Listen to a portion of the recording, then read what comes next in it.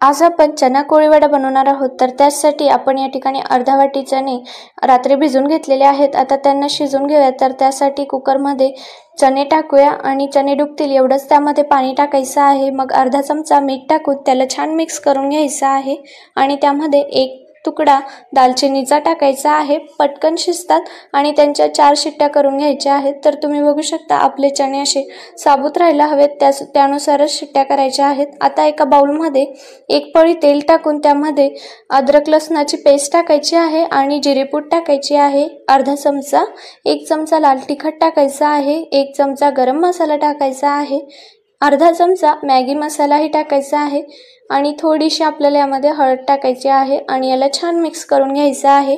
मग त्यामध्ये आपल्याला 2 चमचे कॉर्नफ्लोअर टाकायचा आहे। कॉर्नफ्लोअर नसेल तर तांदळाचं पीठ टाकलं तरीही चालेल आणि त्यामध्ये 1 चमचा बेसनाचं पीठ टाकायचं आहे, चणा डाळीचं पीठ। याला छान एकजीव करून चवीनुसार मीठ टाकायचं आहे। मग त्यामध्ये आपल्याला जे आपण चणे उकडून घेतलेले आहेत ते टाकायचे आहेत आणि आपल्याला हातानेच मिक्स करायचं आहे, अजिबात चमच्याचा वापर करायचा नाही।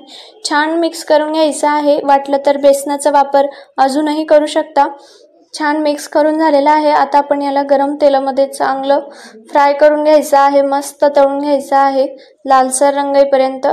तर तुम्ही बघू शकता आपले छान असे चना कोळी वडा तळून झालेले आहेत। तर व्हिडिओ आवडल्यास लाईक, कमेंट आणि चॅनलला सबस्क्राइब